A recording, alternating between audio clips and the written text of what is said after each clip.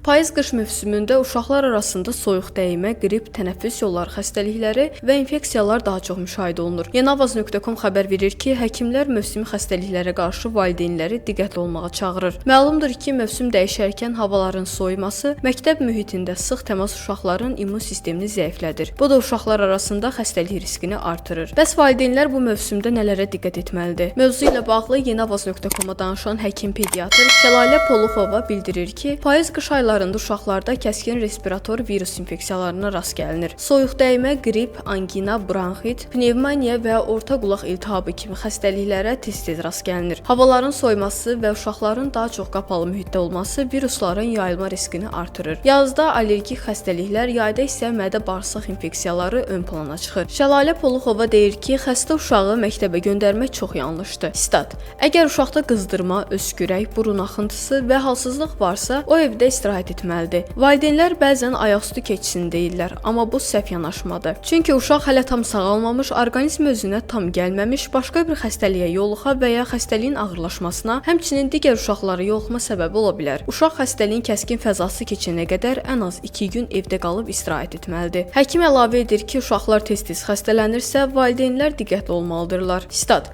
Pediatr və check-up müayinələr edilməlidir. Həmçinin qrip peyvəndi çox vacibdir. Bu peyvənd uşaqları il ərzində mövsümi qrip viruslarından qoruyur. Peyvənd olunan uşaqlar xəstəliyi ya yüngül keçirir, ya da ümumiyyətlə yoluxmurlar. Statın sonu. Şəlalə Poluxovanın sözlərinə görə immun sisteminin güclənməsi üçün ən vacib amil düzgün qidalanma və yuxu rejiminin pozulmamasıdır. Stat: Market yeməkləri və abur-cuburlar əvəzinə ev şəraitində bişirilmiş vitaminlə zəngin qidalar verilməlidir. Mövsümə uyğun meyvə-tərəvəz və ev yeməkləri uşaqların bədən müqavimətini artırır. Eyni zamanda məktəbli uşaqlar axşam ən gec saat 9-da yatmalıdırlar. Gündə orta hesabla 9-10 saat yuxu bədənin bərpası üçün vacibdir. Uşaqlar gündəlik olaraq ən azı yarım saat açıq havada vaxt keçirməlidirlər. Fiziki aktivlik sağlamlığın möhkəmlənməsində mühüm rol oynayır. Statın sonu. Ev şəraitində müalicə ilə bağlı isə həkim bunları tövsiyə edir. Stat: Bol maye qəbul etməlidirlər. Su, kompot, şorba və bitki çayları. Otaq tez-tez havalandırılmalı, hava nəmləndirilməlidir. Qızdırma 38 dərəcədən yuxarı olarsa, həkim məsləhəti ilə dərman istifadə olunmalıdır. 1 yaşdan yuxarı uşaqlarda bal, limon, isti süd və nanəli çay öskürəyi və immunitetin bərpasına kömək edir. Digər tərəfdən otaq havası təmiz saxlanmalı, tez-tez havalandırılmalıdır. Əgər burunda tıxanıqlıq varsa, dəniz suyu məhlulları ilə tez-tez yuyulmalıdır. Statın sonu.